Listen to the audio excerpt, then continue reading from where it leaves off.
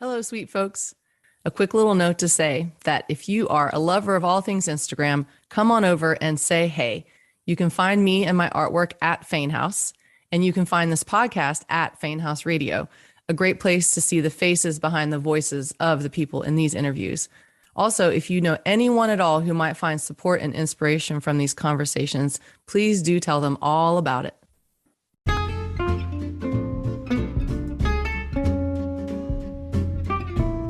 How can you do all that needs done in life and still pursue your desire to learn French or the guitar or grow a plant or make art?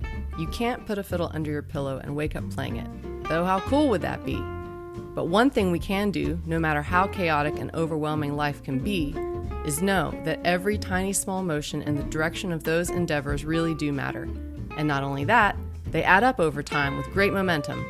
Join me, Annie Fain Barrelon, as I interview painters and gardeners, designers and musicians, photographers and cooks, creative livers of any kind who have somehow, in the middle of it all, continued on their creative paths, no matter what. This is Fain House Radio, and I'm so glad you're here. My name's Lindsey Liden. The creative endeavors of my life, what have they been? I would say musician, artist, builder, craftsperson. Craftsperson in wood? Yeah, woodworking, fine woodworking, not like, fine woodworking, but like fine woodworking. And luthier, not Lutheran, luthier. And artist, painter, not houses, but canvases. And a musician. Does cooking live in that list anywhere? I would say yes. I do like to cook, and it's really fun, but I wouldn't consider myself a chef or a cook or anything. I do it because I enjoy it, and I've had to do it in the past to, get by, but I wouldn't consider myself a cook. But yeah, cooking would be on that list. Well, we'll just get it out of the way right now, this very minute, just so everyone knows who doesn't know us, that you are my brother. Yep. And thank you for saying yes, because I know that's a funny thing to be fellow family member. But I think it's important to be interviewing you all also because, well, a lot of reasons. One is the story of growing up together. And then all three of us, there are three siblings, have chosen creative lifestyles. And so I'm always curious, how did that happen? Why did we choose it? It would take hours to unpack it. But at the moment, we're now adults and you have a studio just down the road, really close to mine. Your brand new wife has a ceramic studio right behind yours. And then we're up the hill here. And it's a kind of really, really fun thing. And I know it's not a usual thing. Do you feel like there are any key moments in your childhood that you think kind of helped you on your way in terms of choosing a career based in working with your hands? I don't think it was ever really a conscious decision, or, maybe key moments would be like, it was just, we just did it from the very beginning. I don't know any other thing. I don't like, if you talk about taking art lessons or music lessons, when the thing about the first music lesson I ever did was I just remember we were so young. I have vague memories, but I just remember we were dancing around in a circle and I had a hole in my sock and my toe kept sticking out. So I kept bending down to put my toe back in, and then I'd have to get up and like keep dancing, and then my toe would pop back out again and I'd have to get up and put it back. And every time I was like slowing the line down, and we were probably doing some circle drum dance or something. That was probably but I mean, it was so long ago, I barely even remember it. But those were our music classes. And then we went on to art and stuff and Little Middle at the folk school and everything. It was just never really a decision like, oh, I want to be an artist. It was just what we did for good and for bad, It's not all good, And then, of course, mom being a craftsperson and an artist, and dad, even in he's great with his hands and he can build anything, Just being around that environment, it was just kind of like what we did. I guess I think for me, it's more about trying to find a creative lifestyle where I can be in control of my time, do what I want to do with my time, and always keep challenging myself mentally and creatively, but also make it sustainable so I can continue to do it. Those are my motivations, I think, I don't really get caught up in the reasoning and stuff. It's more about just that's just what we've done, I guess.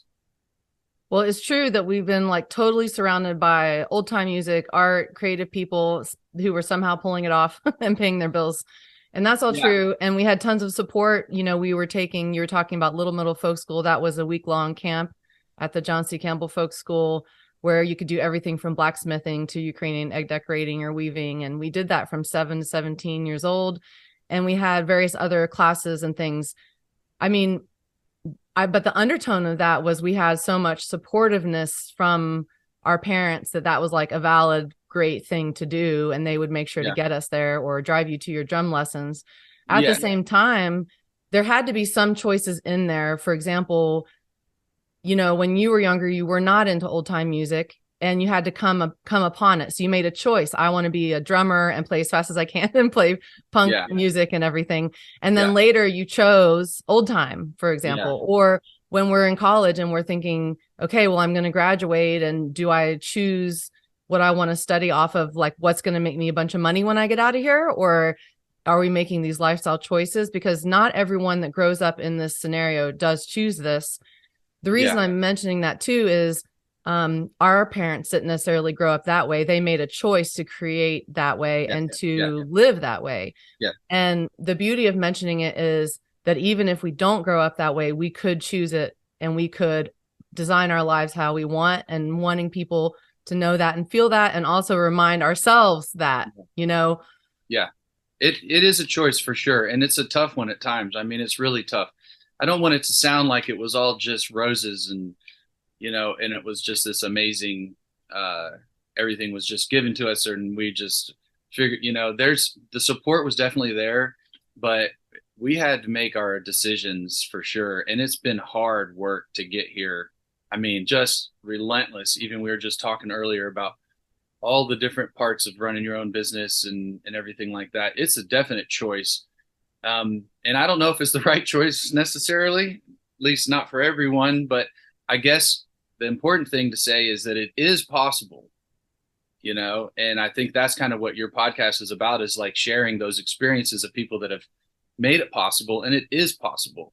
And it's very exciting and it's very inspiring, but I'm not money driven. I've never been money driven, but if you just keep going towards the common goal and just, know in your heart you're trying to do right by it, then the money just kind of appears, and then it appears again, and then it appears again, and then you realize, oh, well, I could actually, buy groceries this week or whatever, and then you kind of end up, you just keep at it, and then you make a little bit of a transition, and then a little bit more of a transition, and you phase certain parts out, and other parts start to grow, and you get excited by that, and you follow that, and you get this momentum going, and then the snowball effect, and slowly and gradually it just starts building and building. And that's the part that people, I think, that either want to skip or they get discouraged by, or they don't want to acknowledge it or something. But that's really the truthful way to do it, I feel like, is to start with your goal and then slowly just keep at it and just keep going at it and keep going at it. And then gradually let it grow and evolve. But it needs to grow slow anyways. I mean, if it just is too much too fast, you can't keep up with it either. And as it's growing, you're learning all the parts of it, all the little inner workings, and all the contacts and the business part and the taxes and the emails, and so you end up get an understanding of how everything works too. So then you can hire people to help or know what you need, and then make sure that they're doing their job and a good job, or whatever. Then you just kind of start riding the wave, and then it gets totally out of control. And then you can't keep up with anything, and you got way too much to do, and you got all these people wanting something from you, needing something, and big list of orders, and then it's a whole nother ball game. Well, that makes me think like of 10 different points we could hit on. But Yeah, I think, I mean, anyone, that's what's refreshing about talking to people and interviewing them, even just for this show. The theme is 100% consistent, that you start from nothing and you slowly create something. yeah, And if you're willing to go through the hard times and really not having like any money and trying to find some creative solution to have a studio anyway, like I decided, okay, well, I can't afford water, so I have an outhouse. So like you're compromising because you want to be there so badly and you're doing the best you can. Exactly. And it's almost like, well, if you're willing to go through that part, all the parts that we do not post on Instagram, Right. Yeah. then over time, you're going to get somewhere. You know, as you're talking, I'm realizing that it's been 20 years I've been trying to live this way. Yeah. And No, it's been 20 years that you have been living this way, right. you know? Touche. And it may be, that's what I want to just kind of remind everybody too. Like, I feel like, at least in a lot of ways, I can talk about everything being so positive all the time and happy, but it's not like you or you too, both of us, we've had our struggles. We're not just like, oh, we decide, I don't know. I don't really know what I'm trying to say, but I just don't want people to get the sense or the feeling that we just have it figured out, or we just were raised this way to where we didn't have to work hard at it or anything like that. That's not the case at all. Like, we definitely had to put in our time for sure. But you're right. Yeah. The main thing is just keep going at it. But for me, it's like all that kind of part of it is a fun part. It's fun to me to get an email about somebody that's wanting to order a banjo. It's fun to me to meet with people and talk about banjos. It's fun. I've got people coming over today and tomorrow to look at them and want to like play them. And like, that part, it's fun. If that part is work to you, then you're probably not doing the right thing. Honestly, none of it's really work for me. It doesn't feel like work. It feels exciting.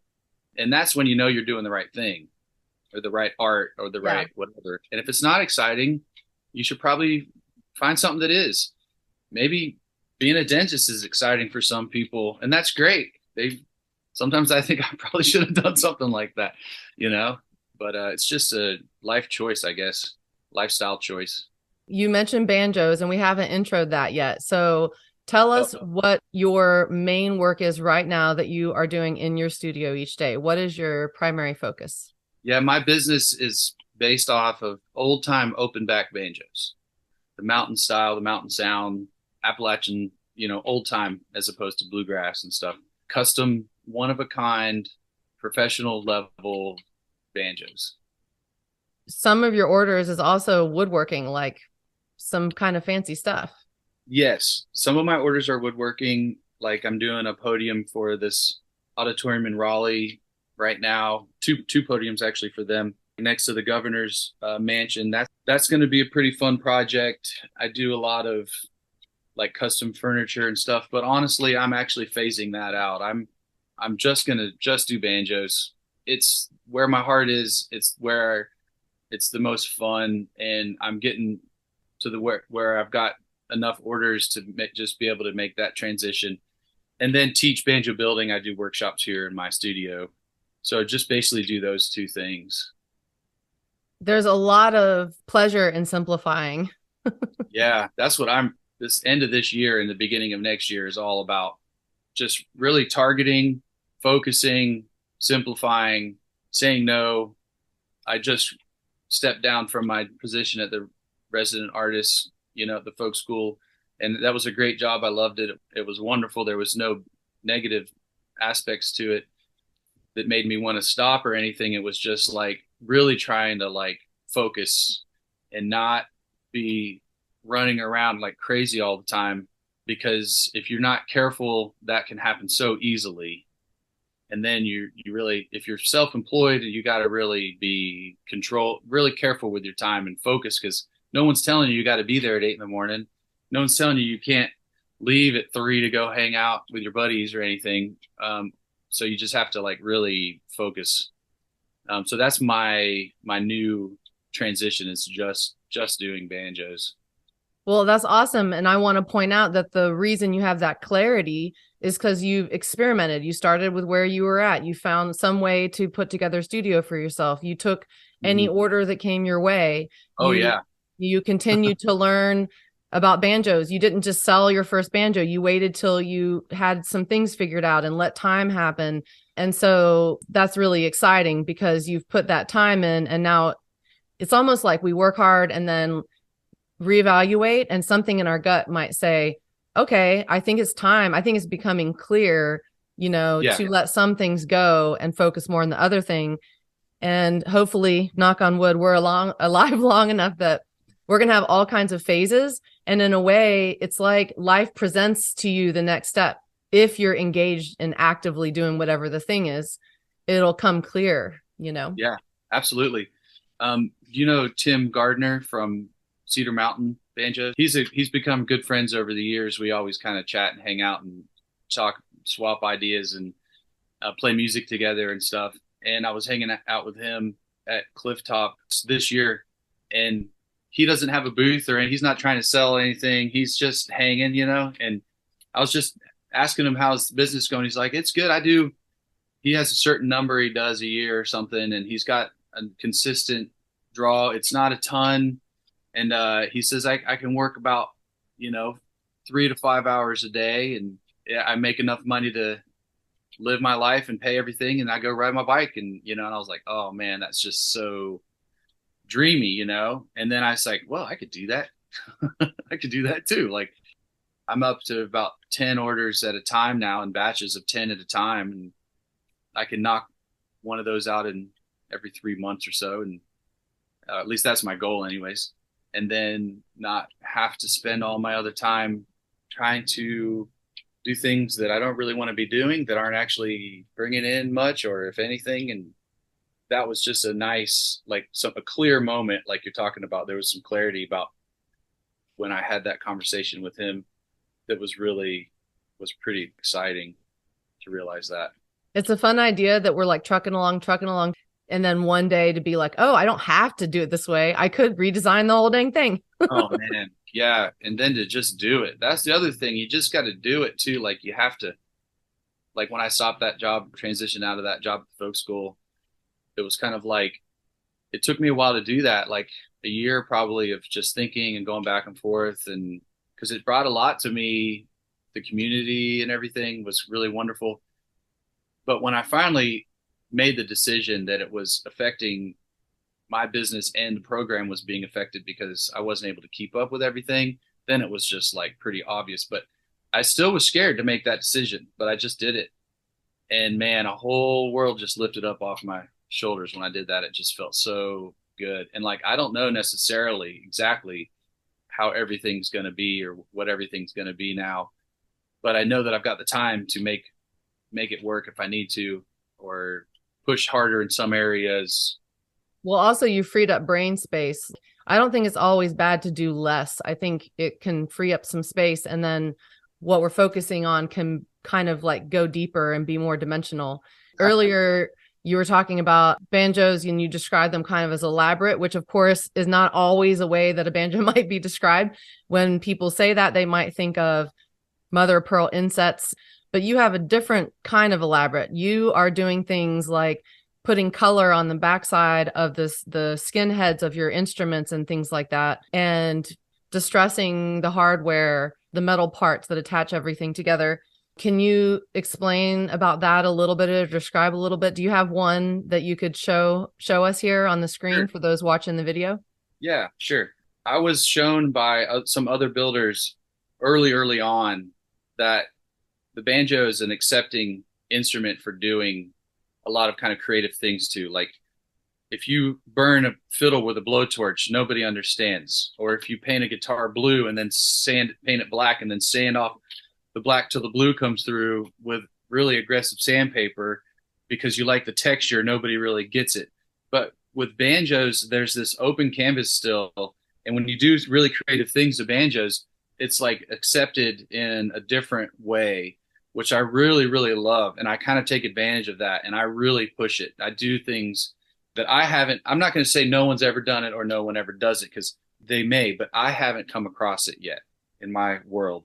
And also my style is kind of like that. It's like fast and colorful. And I'm always kind of like that. My mind is working quickly and I'm excited about the end result. And so I just embrace that and I just kind of go with it. And I've found a way to use that as an asset of my work instead of trying to fight it. And this is something that's really probably important too for artists. It's like finding what you're good at and using that in a way that becomes your style. And if you do that, you'll be way more inspired and way happier and want to do it a lot more than trying to like fit yourself in a mold or a tradition that someone else has put before you that you feel like you have to do. If you're like fighting it, then you also need to make a transition and just go with what you really like. And you can set it up in a way that that becomes a good thing and a positive thing. And that's what I've done with my instruments. Like, talk about inlay and stuff. I don't do any inlay.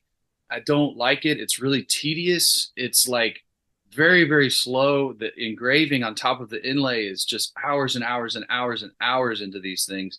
I don't want to say it's not as desirable as much to me anymore because it's like it's been there, done that, seen that. It's like I'm more interested in things that haven't been done yet or I haven't seen yet.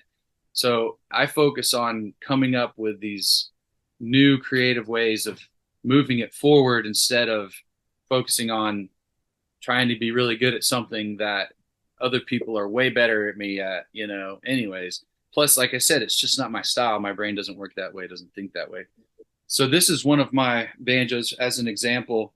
And you can see on the back, it's like black and red and all that stuff. That's all like some of my surface texture and design. I paint the back of the heads. That's an adjustable dampener a tone controller that I've used from being a drummer. And then I've distressed the neck, antique all the hardware, black and red, bright colors, bright veneer. That's the front of the head. And so it's kind of like a hint to the tradition, but my own style, and I'm kind of pushing it in other ways. But of course, the most important thing is it sounds right and it plays right. I don't know if you can hear that, but I always strive for a really warm, full, clean sound. I hope people do kind of see some samples or check out your work. Your webpage is Mulherron Craft. You mentioned painting as a background that you have, and I remember encouraging you to like really do that more because they're so funny. You like do these huge paintings, taller than any of us, really bold colors. So you have that in you, this like colorful, bold something going on, and a painterly side of it that is fun to see it come out in your banjos. It's almost like you just couldn't help but go the direction of color. Exactly. Also, your dear sister, also known as me, and your mom and dad and other sister and brother-in-law, people all play banjo. And so, you knew that it wasn't just like them looking pretty. They had to sound pretty. They had to sound great. Instrument is like a real tool. So if you're performing, or if you're playing your instrument for hours, it has to feel good, or it has a like wear and tear on your body, basically. And that was a challenge. I remember years ago, I was teaching a banjo class, and I asked you to come visit the students and talk about banjo setup, and also how changing the bridge on your banjo could be like a makeover, a banjo makeover, without buying a new banjo. And every one of them got one of your bridges. You make handmade your own bridges from scratch also. Yep. And it wasn't till then, like sitting there and listening to you talking about how much actually tension and math and distances and things matter so much. And in a way, I was like, oh my gosh, this is like so artsy and so technical. Yeah. And so I admire this technical side. And also in woodworking, it can be very artsy and very technical. You have to understand how the wood shrinks. You have to understand all these things. It's not for everybody. We like experiment with all these different crafts, or we experiment with things we make, or we experiment with food. We experiment with farming. What do we actually want to grow? And then ding, there's one that brings together all that you love. And then you could try your best to share that. And so I just really want to acknowledge there's a very technical side to what you're sharing. It's not just all this bold, crazy color. And I think people have misunderstood that about you as a person in the past, even. My whole life. Well, that's all true. I do worry sometimes that the aesthetics, I don't want people to think I'm trying to hide behind something or something, like making it that colorful or whatever. But that's never been a problem because they'll pick them up and play them and then they'll get a sense. But that part of it was a big challenge for sure. It was a very, very big challenge, and it was very discouraging getting all the geometry down and building all the jigs. And I will also say, like, from the first time I decided that I wanted to build till I started building till now, it's also been like you're saying, it's been like 20 years. When I remember going to my friend's shop and he was builder, and I was so overwhelmed by it. I was like, I want to build banjos. I was a musician. I've been playing a bunch and touring and all this, and got tired doing that. And I was wanted to kind of put some roots down, and so I kind of made this decision. It was art, it was music, it was craft, it was color. It was like combining all my worlds together. So I'd made that decision to build. So then I was like, I'm going to go to my friends. And I went over there, and it was just like extremely overwhelming. There were jigs that I was so confused by what they did and what they were for, the amount of shop tools, the space, the investment. It was very overwhelming. So then I went, okay, all right. Well, I'm gonna think about this. And then it was like another year of me just doing research and then playing everyone I could find. And I was just getting more and more into it. And it was building and building. And then it was like, all right, I still want to do this. It's with my plan. So then I said, I'm going to enroll in a woodworking school. That's when I went to Haywood and got a diploma in fine woodworking. Then it was like, okay, now I've got that. I didn't want to like have to figure it out. I wanted to just like get an education in that specifically as best I could, and then use that to just keep moving me forward. And then it was like, had to build a shop, had to relocate. I had to move back here. Didn't have a place to live. Built a treehouse in the woods. Don't have running water. Don't have electricity. I mean, but living in it for years, I still live there. All of that progress, but I will also say that it was all fun to me. The process was fun. The journey was fun. All those things have to be a part of it in order to really make it work. And then you get to kind of sail a little bit for a while, and then it gets really complicated again for a while, and then you kind of get passed through that, and then you sail for a little bit. But yeah, that's the process, and the journey was a interesting one. This treehouse you're talking about, or like small cabin, it has a definite like Swiss Family Robinson tone to it. It has walking, meandering pathways made of wood, and Yeah. it is really fun. And that was a process too. It wasn't like ta-da. And then also, in a way, tell me if I'm wrong, it seemed that making that choice and living that simply might have helped fund some of what you're sitting in right now. You're in your workshop, which Yes. the walls are still not insulated and that kind of thing. So it's like still going in stages Yeah. and like letting it progress. Definitely helped for sure. My vision was like, I'm going to live in the country and I'm going to live off grid, and that'll give me all this time to do all these things that I want to do. And that did not happen. It was not like that.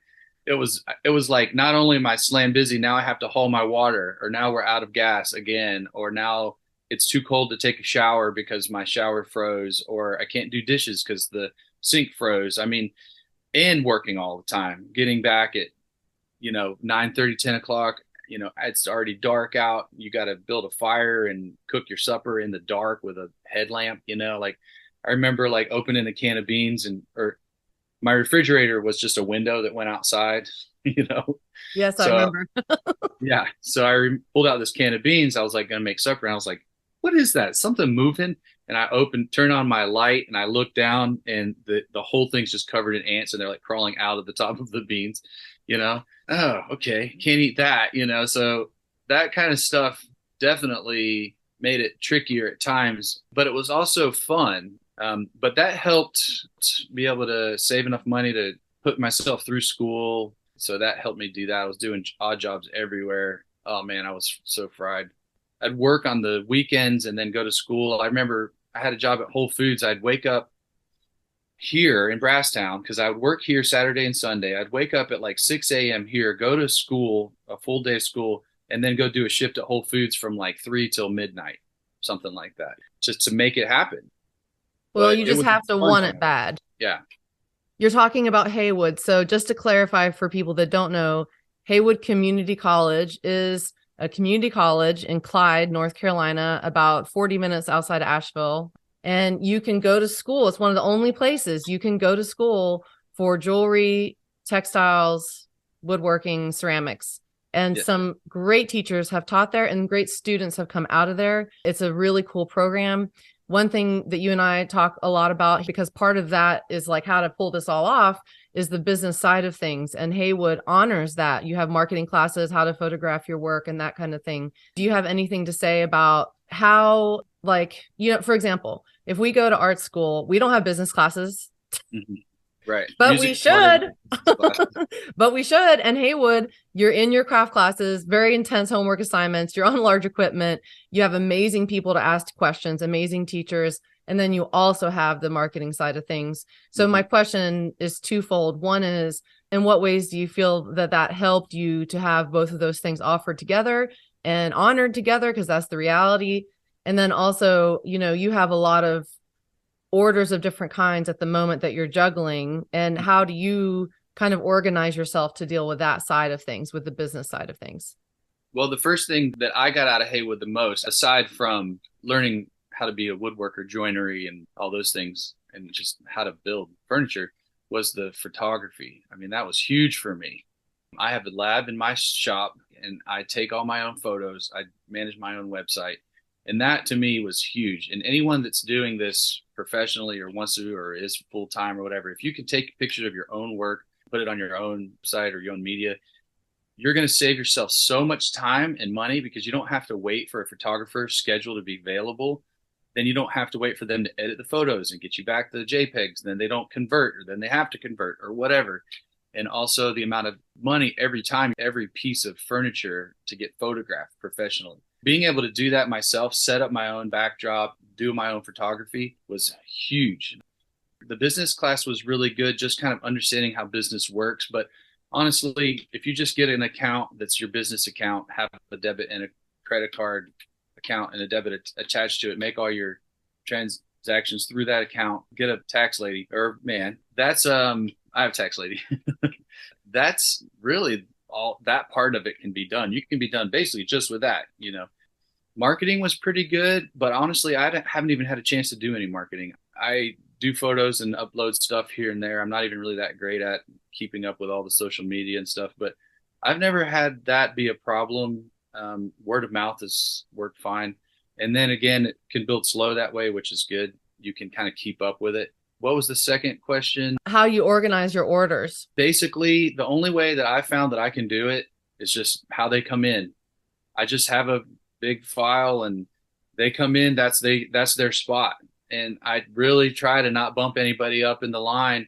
If a little thing comes in here and there, I may kind of move some things around just to get it done and out, but orders just go in line, because if not, there's no other way to really feel like you're doing honest by it and keeping up with it all. Do you still have a big whiteboard? I do, yeah. Dad said to make a whiteboard to get all of the projects out of my brain and on the board, but all it did was, now I see it and it just gives me anxiety because all the stuff I got to do.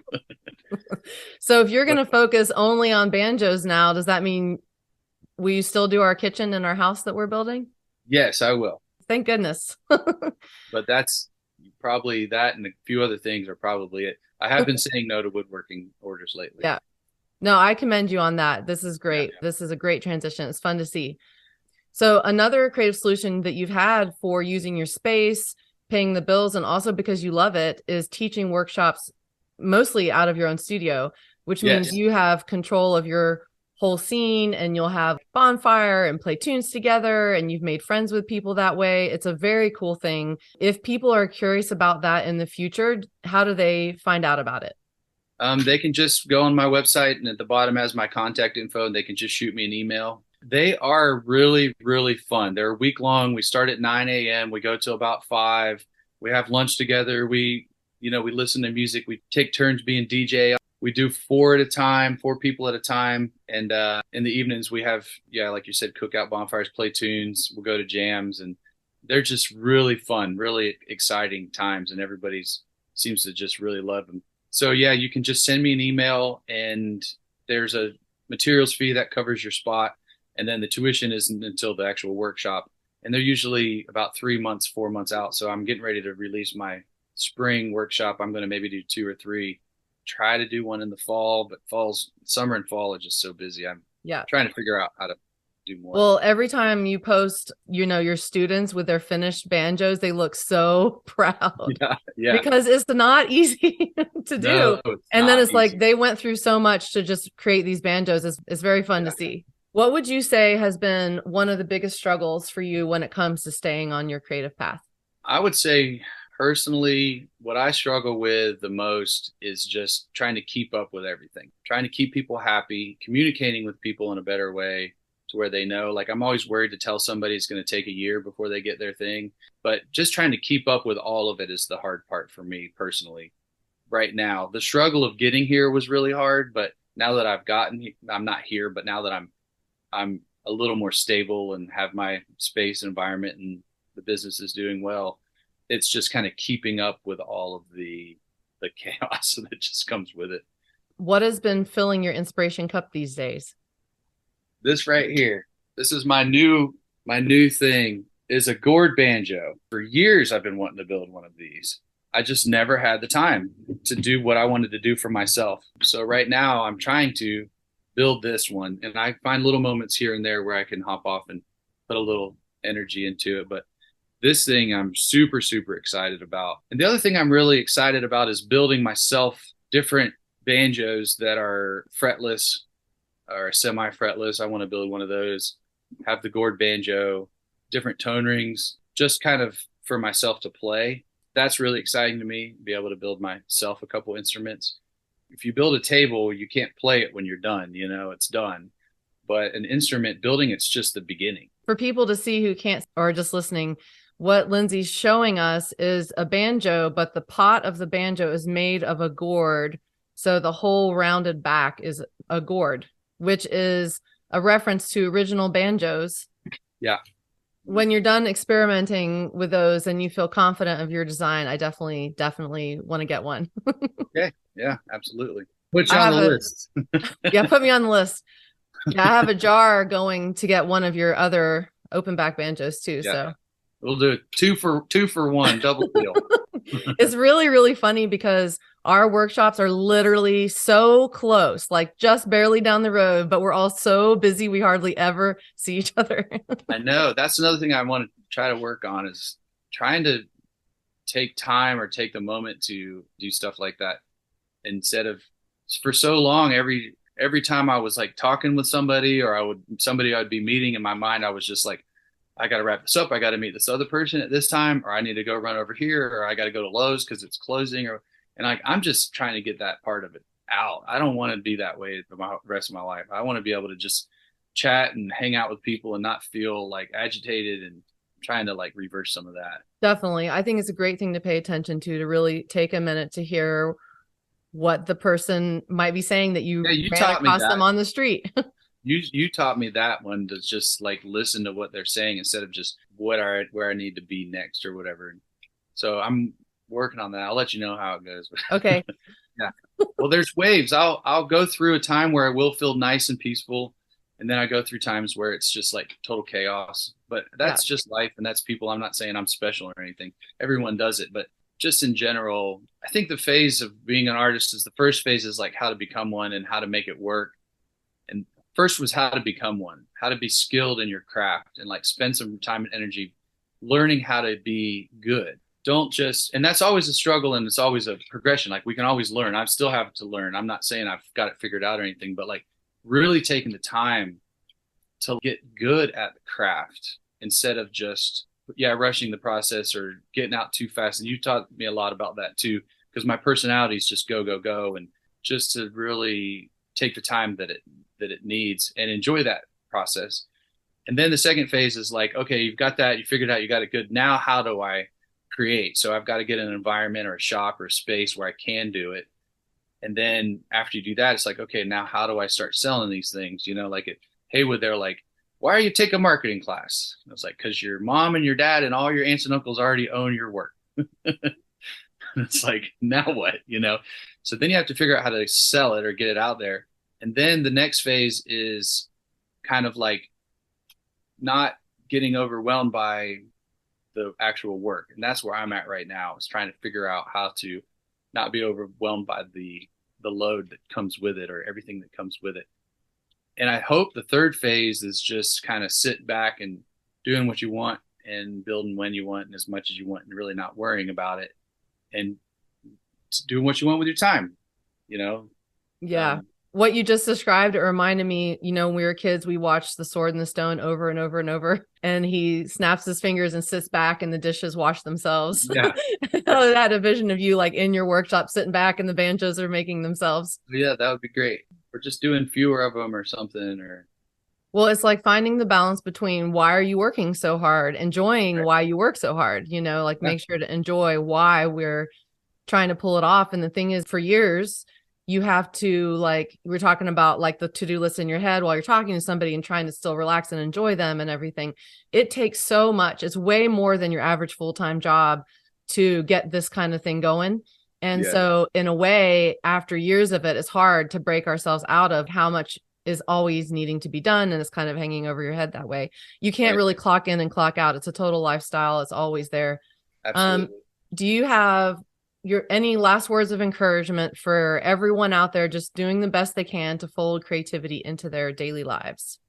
I would just say, just keep going with it. Understand that there are hurdles and struggles, and we all have them. We all deal with them, but just keep moving forward. If it's bringing you happiness, then keep doing it, and just always remember that getting discouraged is okay, and you learn from it, and you grow from it. It's like really frustrating at the time, but once you get through that, then it's easier on the other end. But the main thing is just understanding that that's a part of it and being okay with it, and then just try to move past it. Don't try to do everything at once either. Just a little bit at a time is fine. You're just building on something big, and it's going to take a lifetime to do it. So just enjoy the process of it as well, instead of just trying to always focus on the end result. And that's something I will listen to later and remind myself. Exactly. You can listen to this episode later and remind your own self of your Yeah, own exactly. I'm gonna advice. inspire myself by this episode when I start feeling down and want to quit. No, but it's a true thing that we all need reminding. All of us listening, even me, the questions I'm asking, we know the answer. We know the Yeah, answer. exactly. Yeah, And we and know that. so we need reminding. It's also very fun to hear somebody else say it a little bit of a different way. So here's our reminder. It's a reminder Yeah, podcast. yeah, yeah. Understanding that it happens to all of us and it's all okay. It's okay. Yeah. Well, not that you have any choice in the matter, but thanks for being my brother. Yeah, you're welcome.